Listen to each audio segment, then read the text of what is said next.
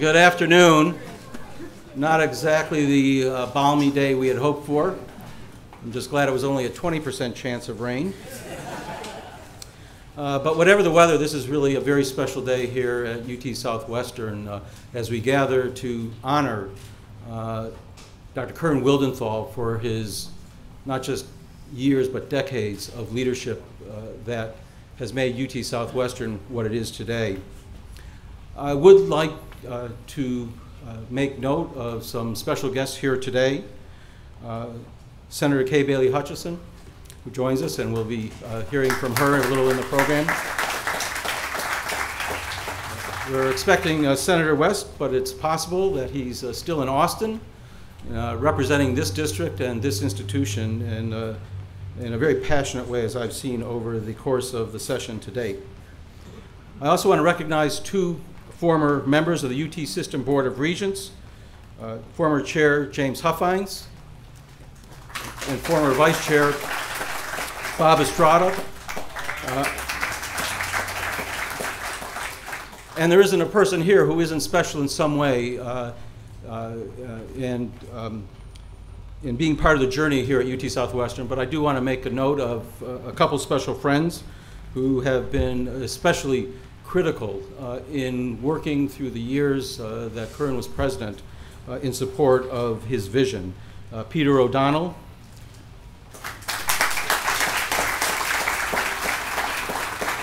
Lyda Hill, and Mary McDermott Cook.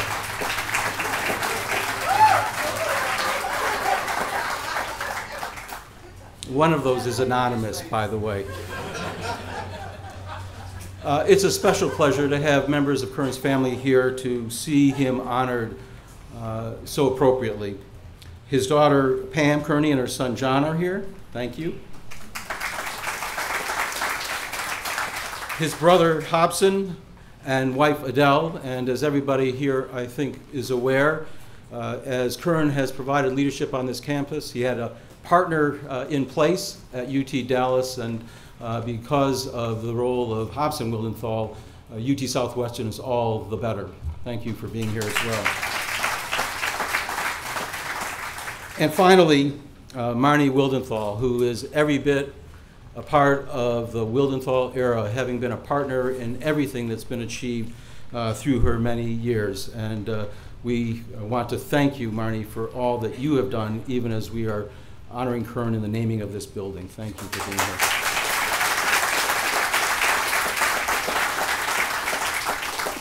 It was 55 years ago this year that Kern first came to UT Southwestern as a medical student. And but for some relative brief hiatus at Bellevue, at the NIH, and in Cambridge, he has made a career on this campus. In 1970, he joined the faculty of UT Southwestern, and by 1976, he was asked to assume major administrative leadership for the institution. For the next 10 years as dean, first of the graduate school and then of the medical school. And then in 1986, he was asked to take on the leadership of the campus as a whole as its second president in the life of UT Southwestern as a full-fledged medical center. Over the course of his presidency, driven by a singular vision, this campus emerged from one of potential to one of outstanding accomplishment, assuming its place in worldwide academic medicine on the basis of the quality of its programs that grew in scale in ways that are remarkable. A budget which, when he assumed leadership, was less than $200 million to the more than $1.4 billion it was when he handed over the reins to me. More importantly, I would say, is the contributions made by this campus by the outstanding faculty who came and stayed and developed the vision for what academic medicine should be, a close intermarriage between important research, education and training of the next generation, and of course in service ultimately to the care of patients. That is truly the legacy that I think defines the Wildenthal era. But there is a physicality to it, which makes the naming of this building all the more appropriate.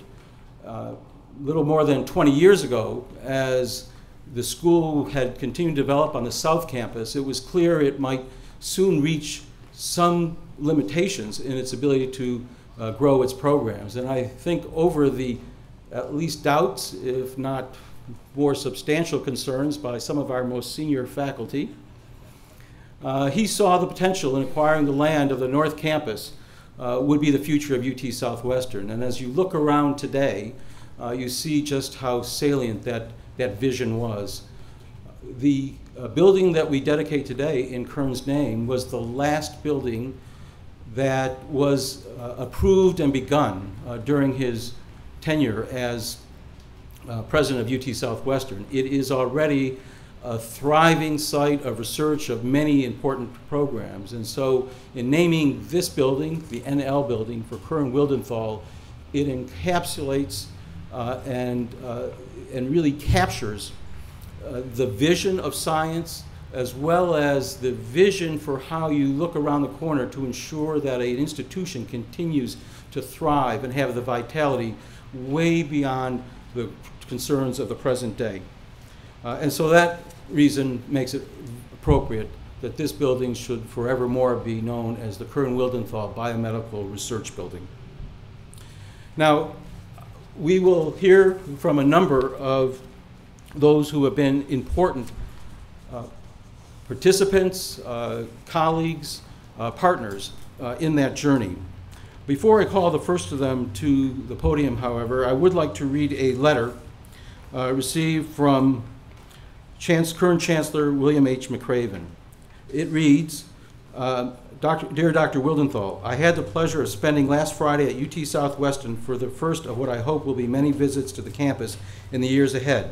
I came for the visit knowing something about your long tenure as president and the impressive academic stature that UT Southwestern had achieved under your leadership. However, being on the campus for the day and meeting with an array of campus leaders, faculty, staff, and students significantly deepened my understanding and appreciation of the scale, scope, and quality of UT Southwestern and of the legacy you created during your 22 years as president.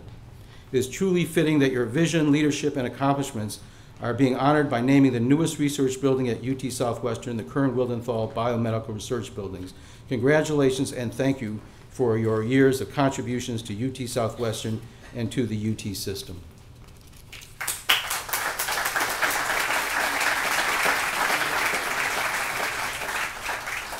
Now, in truth, none of the speakers today would actually need an introduction here, and so I will be brief. But I would like first to ask Dr. Joe Goldstein, and after that, Mike Brown, to share their perspectives on this very important day. Joe was a medical student here. He went away for training, but brought back with him a scientific partner for life. And together, over the course of the decades of Kern's leadership, have been integral, of course, to making UT Southwestern what it is today. And I would ask at this point, Joe, if you would come to the podium to share your perspectives. Well, thank you, Dan. So actually, Kern and I were medical students, not exactly at the same time. I think he was 1 to 2 years ahead of me, but which brings up, he was actually sort of a wunderkind when he came to join the faculty here after having been trained in cardiology and getting a PhD at Cambridge University in England. He was 28 years of age. Now today, an MD, PhD that joins our faculty is at least 38. There's nobody that's younger than 38. So that was quite amazing accomplishment. So, and as you heard, he was appointed at a very early age as Dean of the Graduate School and then Dean of the whole university. So it was clear to those of us who knew Kern that from the outset that he was a rare bird on a meteoric flight to the 12th floor of the McDermott building. And he got there by age 30 as the dean of the graduate school, a newly formed graduate school, and then at age 38 he became dean of the medical school. And so as our dean, Kern charged full steam ahead. He made the trains run on time, and he had a remarkable nose for talent. And his first two recruits as dean were Scott Grundy, who created a worldwide, world-class nutrition center, and Al Gilman, who was in a class by himself. And so after a successful 6-year term as dean, as you heard, the regents selected Kern to be the second president of UT Southwestern. And as all of you know, Kern has a reserved personality, and many of our faculty had their own reservations, not about Kern's leadership ability, but whether or not he had the ability to woo donors and woo legislators in Austin. Well, these fears turned out to be totally unjustified. Kern performed brilliantly in his new role, and he adopted a mode of governance that was a unique blend of democracy and autocracy. And after several years in his job as president, Kern discovered that Southwestern was not the easiest place to govern. As the faculty grew, it acquired more and more prima donnas, and many of whom had gigantic egos. And sometimes the egos came in pairs. So Kern was besieged by faculty members who had outgrown their laboratory space, and his initial reaction was to pass these complaints off as sort of distortions of reality. But then Kern came up with a brilliant and a simple idea. Just build a new campus on the north side of Harry Hines, and all of his space problems would vanish. And so here we are today, dedicating the 9th building on this campus, the largest of the research buildings, and it's befitting that the building be named in honor of Kern Wildenthal, the visionary leader who 25 years ago looked at this barren land on Harry Hines and envisioned the research enterprise that stands here today. Kern, congratulations.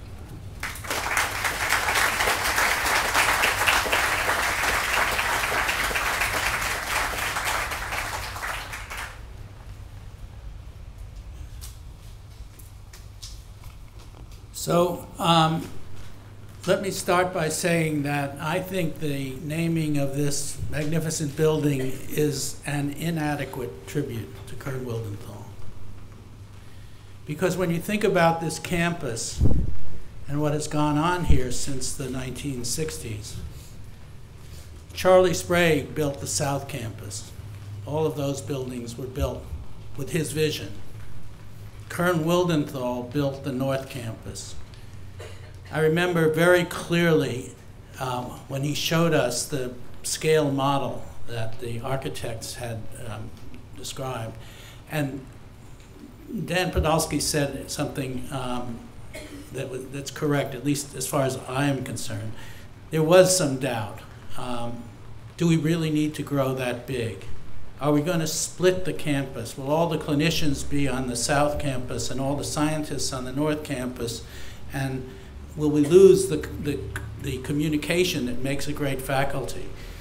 One thing we were able to do, we were able to convince the regents to build this ramp so that we can have a dedicated bus service going back and forth. And Kern supported that. I'm told that the regents in those days called it the Nobel Laureate's Walk. But they spent about $10 million to build that ramp. And it has made communication work. And it is easy to go back and forth. So Dr. Sprague built the South Campus. Wildenthal built the North Campus. And now Dan Podolsky is building the West Campus, which is the site of the Clements University Hospital, the new outpatient education building that is going up, and there's going to be a whole new life on that campus. Aren't we fortunate to have 3 leaders with that kind of vision, the ability to see the future, to see where science is going, where medicine is going, and to fulfill their dreams? By the way, none of it could have been done without the support of the Dallas community. it's the Dallas community that has created this magnificent institution. And every time we get up to honor one of our people, what we really should be honoring are the people in this audience who've helped make it possible. So I think we should name the South Campus the Sprague Campus. This should be the Wildenthal Campus, and hopefully someday there will be a Podolsky Campus as well. Thank you.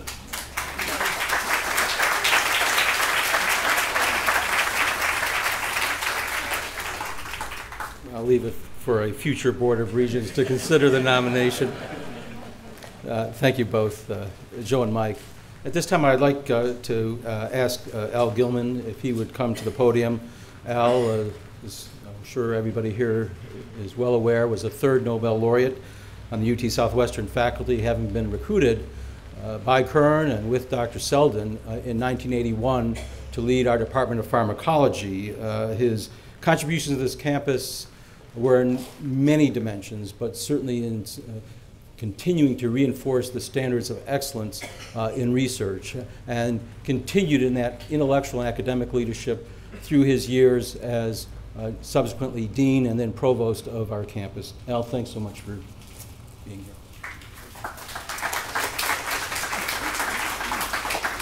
So it is terrific to have something to be cheerful about in this, during this endless series of dreary days. We can have something to celebrate and to be pleased with today, the dedication of this building and naming it in Kern's honor. I'm extremely pleased to be part of it. But since I'm pretty much of a Texas newcomer, I've only known Kern for a little over 34 years, as I calculated.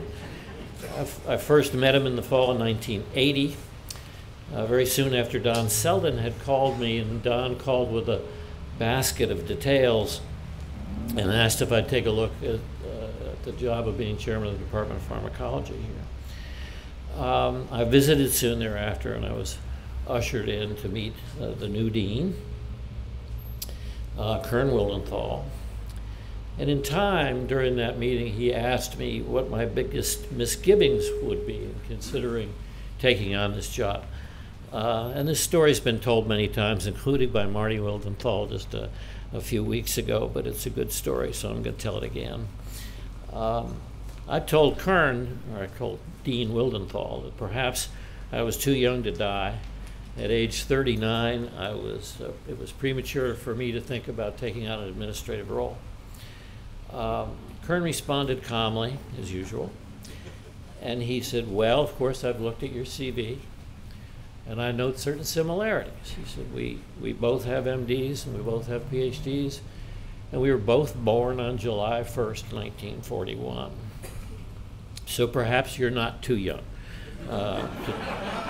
to take on a little administration. Well, my guns were totally and completely spiked. I had no comeback, never have had a comeback to that one, and retrospectively, I think the debate was over at that moment in time. I arrived in Dallas in June of 1981, and I think I was the first department chair to be recruited by Kern. Fast forward a few decades, Kern had been president for most of that time, and the campus had changed hugely, both physically and just as importantly, or more importantly, intellectually.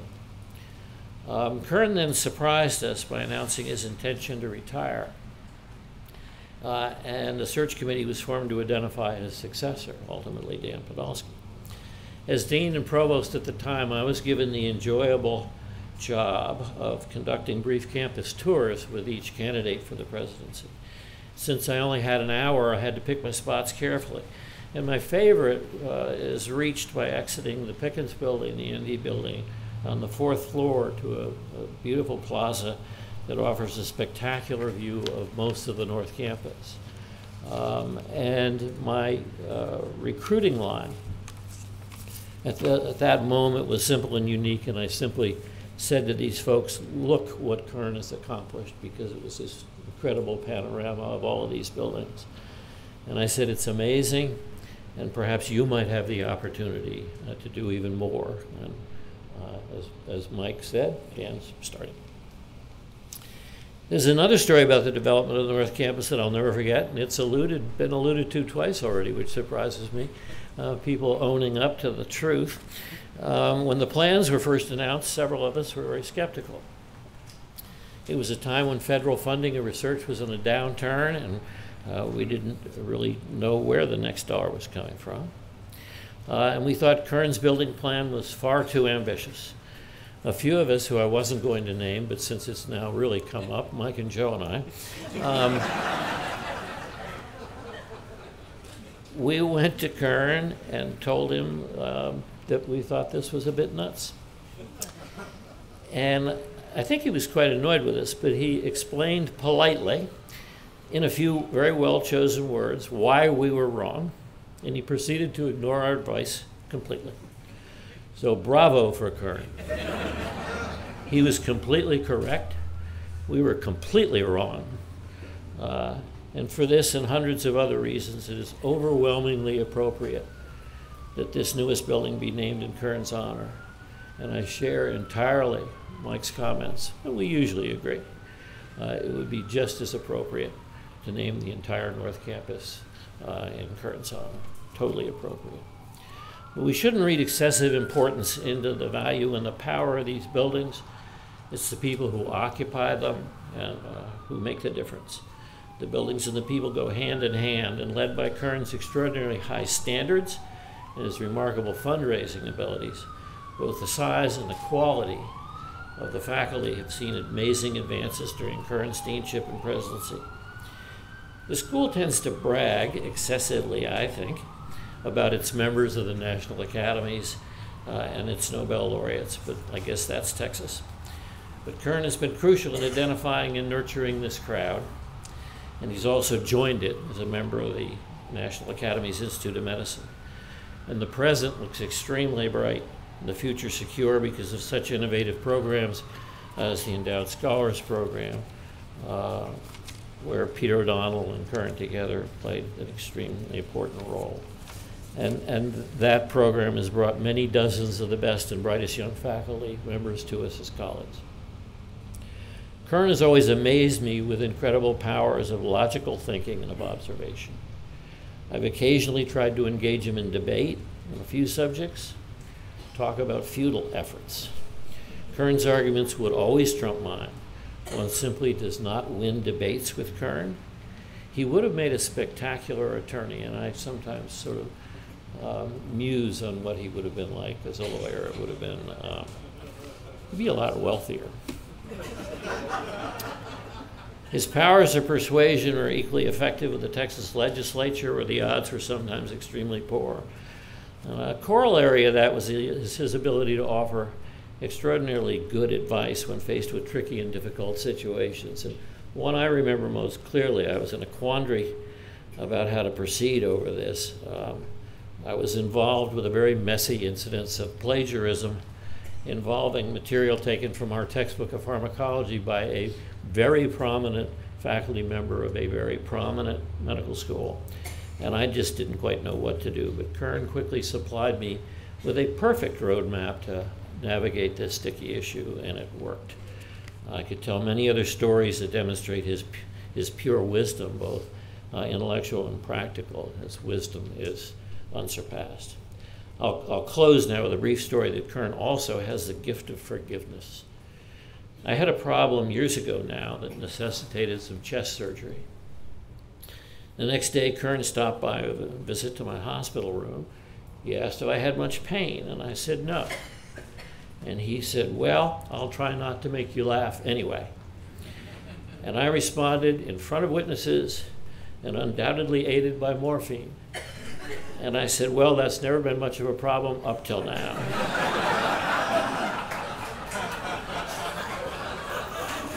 Forgiveness is good for the soul. And I was not fired. Thank you, Kern, for all you have done for us and for this institution.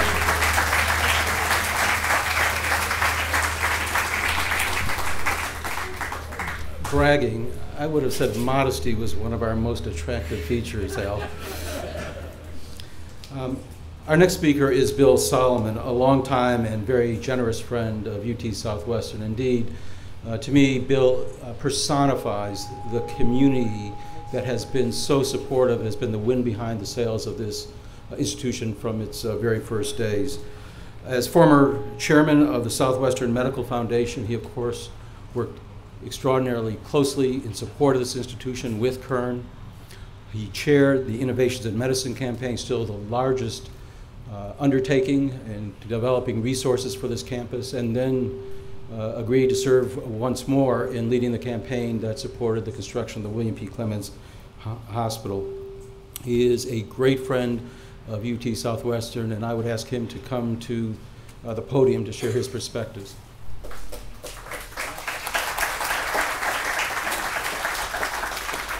Thanks very much, Dan. Well, if as Dan more or less suggested, if I have anything to add to the comments of this very distinguished group that's speaking today, it would be from a community perspective. You might say an external point of view as distinguished from their internal point of view. And in that regard, I really want to primarily comment on two aspects to expand on what's already been said. As has been said, one of Kern's great strengths has been in raising money in the community and raising support in the state legislature over the years. And one thing that some of you may not know is that Kern was greeted very shortly after coming into the presidency in 1986 with the good news that the state legislature, James, was going to cut back the state budget allocation by 14%, which was a devastating blow at a time when the UT Southwestern was really expanding and growing and on a roll in every way. Well, Kern dealt with that problem, as you all know, because it is history now, by generating support within the community that really was unheard of, not only here, but elsewhere. And as Dan said, I was up close and personal with Kern the last 15 years in the raising, as he raised much of that money. And by the way, many of you will recall, he raised over $1 billion for this institution over the years. And I saw much of that in the years that I worked with him. And because of my association with him in those efforts, I often had people say to me, well, Kern Wildenthal must be a super salesman. And my answer typically was, well, it depends on what you mean by that term. Kern's idea of selling, I think, was the highest form of selling. It's first and foremost the product. He was focusing, as is Dan Podolsky today, on building the better mousetrap, building an institution that would draw the support of Peter O'Donnell and others, Margaret McDermott and others, Nancy Hammond, Jack, and so many others I could name that are represented either directly or indirectly here today. In other words, building the institution to a world-class status that would draw the kind of community support that ultimately came forth. But secondly is then cultivating relationships based on trust and respect with the people that I named, plus a number of others that are too numerous to name. And on that basis, in effect, the thing sold itself at that point. Kern, I don't think I ever saw you ask for money. But he focused on those two things: build the institution and cultivate the relationships, and the rest will take care of itself. It was fascinating to watch, and it's impressive to me now to see Dan Podolsky in so many ways following in the same footsteps and developing the same kind of skills on behalf of this institution. The second thing I want to mention from a community perspective that many of us in this room have been shoulder to shoulder with is Kern's contribution beyond this institution in the community. Kern, through groups like the Dallas Citizens Council, the Greater Dallas Chamber of Commerce, the various arts groups, and other civic groups, ultimately earned a place in this community as one of our community's great civic leaders. And in so doing, he was contributing to the community, which then brought back support to this to this institution, while at the same time cultivating those relationships that I was just talking about that, again, directly benefited this institution.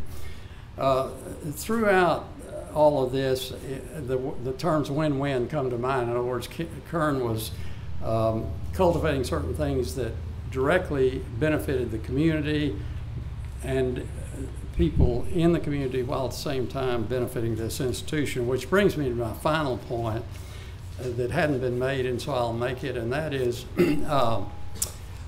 I think we're blessed that Kern has not left us by going over to Children's Medical Center. We all know that as president of Children's Medical and executive vice president of, president of the foundation at Children's and executive vice president of Children's, we all know that that's part of the UT Southwestern family.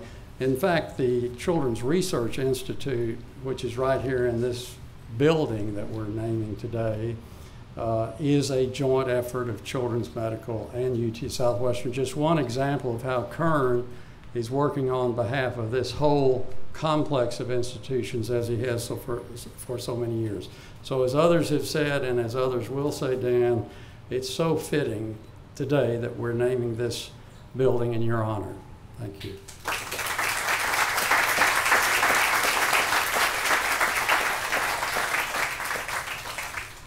We are fortunate to have Senator Kay Bailey Hutchinson with us today. Senator Hutchinson has been a steadfast friend of UT Southwestern, both here in Dallas and through her many years of service in Washington.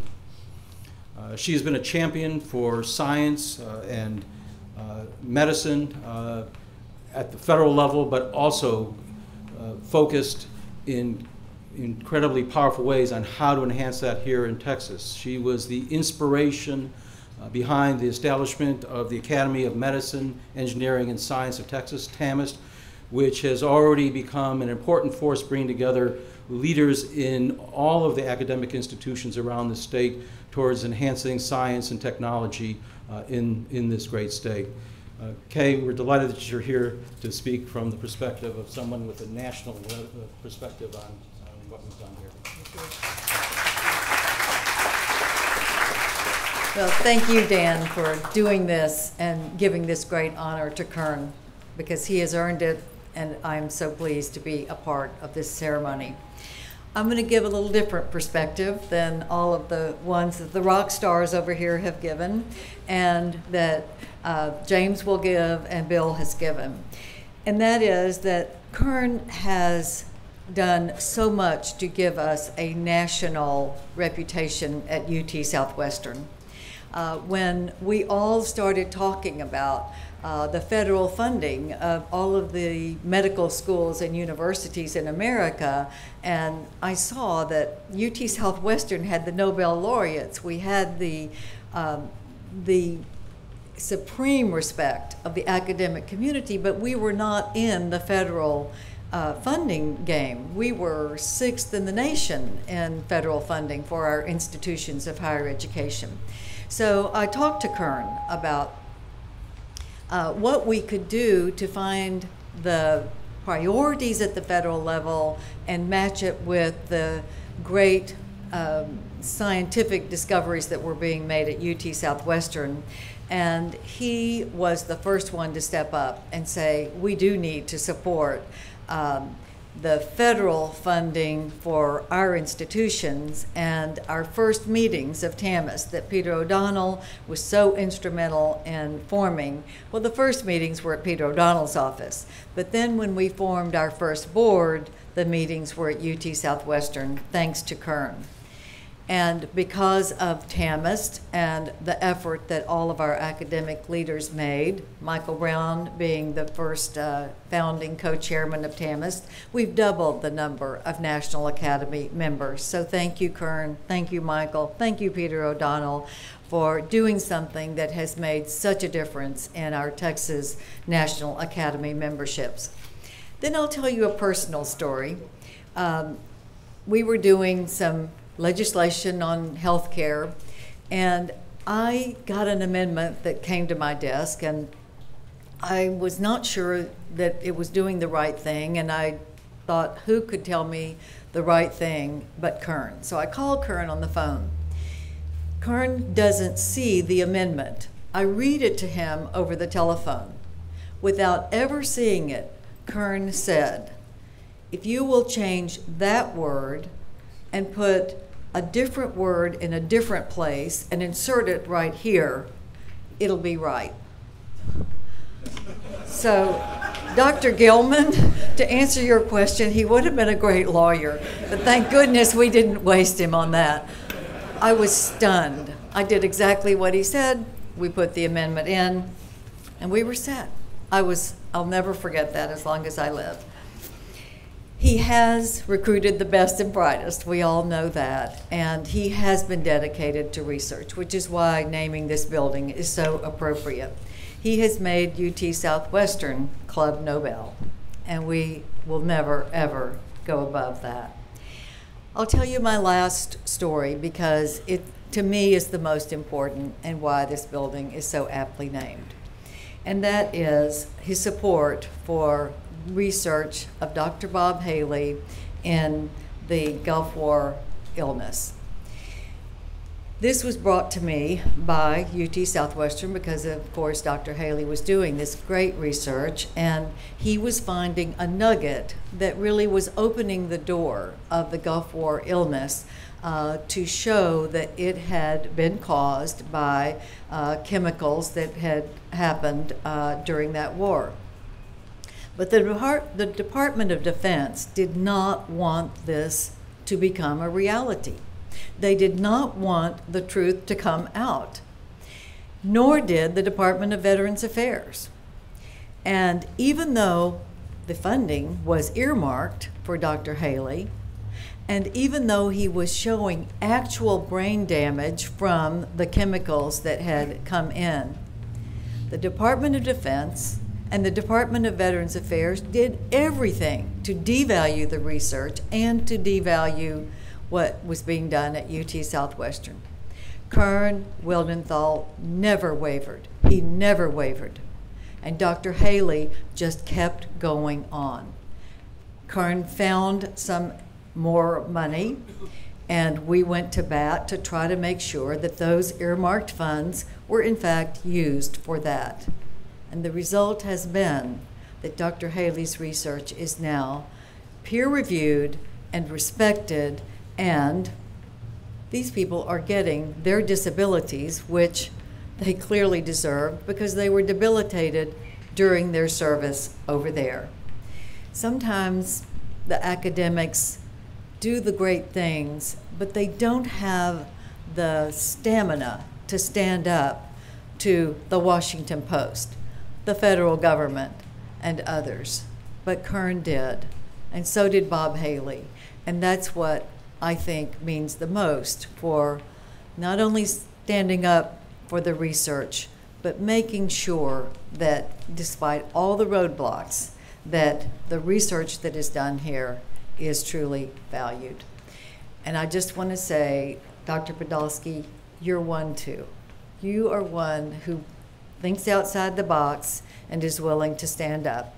And I'll end by just saying that today was match day for those of you who are in the academic community. My grandson got his first choice of residency, UT Southwestern. Thank you.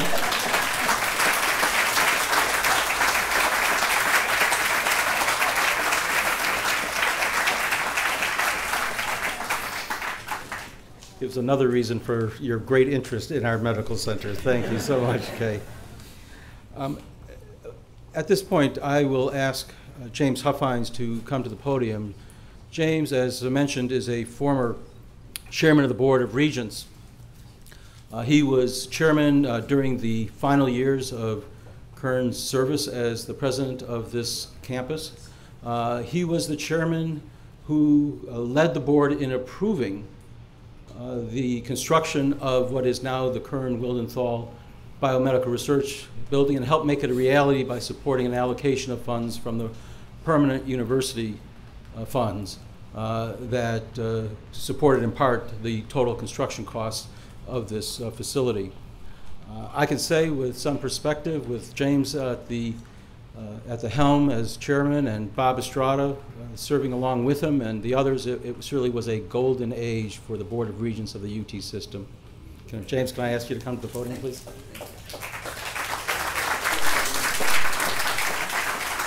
Well, I'm very pleased here today to represent the UT System Board of Regents at this celebration. I was chairman of the board, and my colleague Bob Estrada was also on the board, as Dr. Podolsky said, when the Regents approved construction of this building, and it was the 5th building on the master plan of the North Campus. So it is very gratifying for both Bob and I to be here today to join in Kern Wildenthal the celebration and a well-deserved honor in naming this building after him. Throughout my service on the Board of Regents, I considered it a distinct privilege, and I repeat, a distinct privilege, to work closely with Kern Wildenthal. It was during this time that I developed a comprehensive understanding of all the contributions he had made over the last 22 years. I admired his vision, his big thinking, although it challenged us at times, but I always admired his unwavering commitment to improving excellence at all times for this campus. He truly transformed this campus, and we are grateful. We are all grateful for the contributions he has made, not only to this campus, but to our community and to the state of Texas. Thank you, Kern Wildenthal. I have been asked to read a letter in closing addressed to Dr. Wildenthal from the current Chairman of the Board of Regents, Paul Foster, and I'll read it briefly here. On behalf of my colleagues on the University of Texas System Board of Regents, I write to congratulate you on the celebration of the naming of the C. Kern Wildenthal Research Building at UT Southwestern Medical Center, as approved by the Board of Regents in November 2014. This honorific naming is richly deserved and recognizes your extraordinary accomplishments as Dean of the Graduate School, Dean of the Medical School, and President. UT Southwestern was transformed into a world-class academic medical center for education, research, and patient care under your leadership. The contributions of UT Southwestern faculty in advancing science and medicine have brought honor to UT Southwestern as well as to the entire UT system. Sincerely, Paul Foster, Chairman of the Board. Thank you, Kern.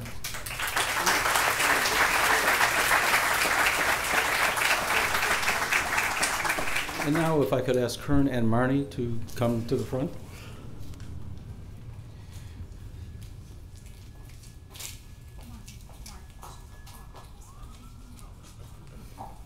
Again, blocked out the stage moves ahead of time. I know that I speak on behalf of everyone here today, and many who would like to have been but were unable, to say what a tremendous pleasure and honor it is to see you recognized for your transformative contributions in the development of UT Southwestern, and recognizing that by the naming of this building. And it is with great pleasure that I give you a symbolic key to the Kern Wildenthal Biomedical Research Building and a picture of the building for you to have for your home. Also, Marnie, and thank you for all you've done to be a part of that story.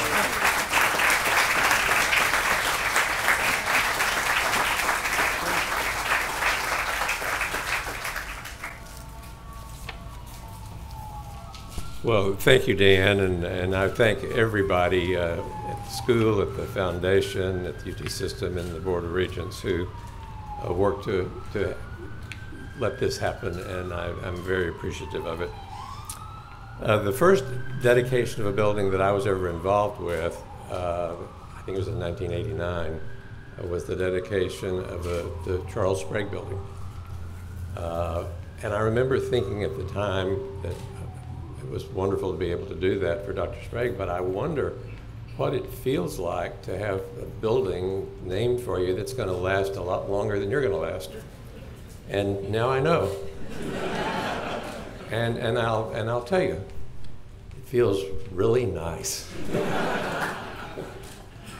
Now the nicest part about it is that it puts you in such good company. A couple of weeks ago, I strolled around the campus, the South Campus, the North Campus, the New Clements Hospital, and sort of jotted down the names and plaques, not just of the buildings, but of the programs and the auditoriums and all. And let me just read off to you some of the names of the company I'm now joining. There's Carey and Hoblitzell from the 40s and beyond.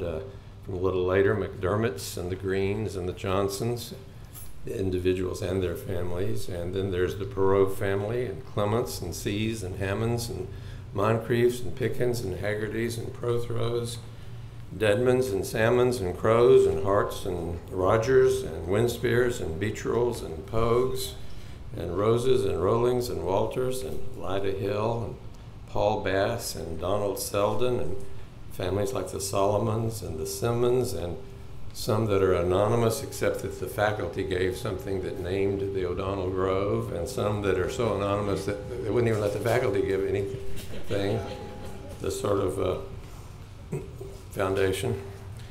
And also names in this building. The Hartschild Art Collection is inside, you ought to see it, and the Habrecht administrative suite for the graduate school is here, so the Hartschilds and the Habrechts and the Wildenthals have sort of a special connection that will mean a lot to us. Isn't that a nice club to belong to? Gosh, it's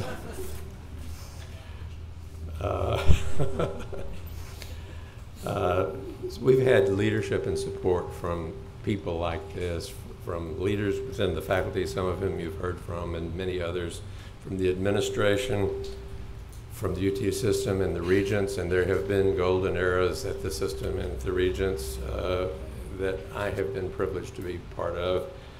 And from the legislature, I'm sorry we don't have some of the legislators who were invited, but they're meeting and hopefully appropriating funds on our behalf right now. The legislature gets a bum rap sometimes it's deserved, but there are leaders down there who really go to bat to do what's right and to fund what's excellent, and we're very grateful for that. And the administrative staff that often isn't as visible as the Nobel laureates and the surgeons and the people who are frontline caregivers, but without whom none of this would happen. And some of those are scattered throughout the audience, and I can't really name them all, but I would be remiss if I didn't name the administrator who has worked longest and hardest with me, Cindy Bassel, for all she's done. And then in addition to that, obviously none of this could have happened without the support of my family. And Dan has already mentioned my brother and his wife and our wonderful daughters and sons-in-law and grandchildren who were so wonderful, and especially Marnie, who was there to make sure that I did what was right at the right time and helped me do it all. So thank you so much for all of this.